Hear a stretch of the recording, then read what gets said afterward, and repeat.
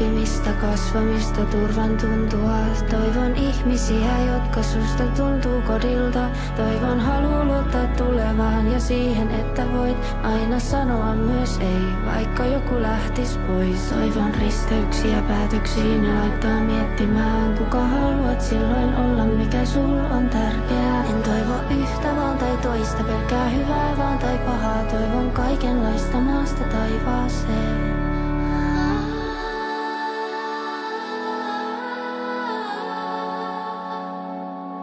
Toivon, että ihmiset sun ympärillä kohtaa sut niin kuin sä oot.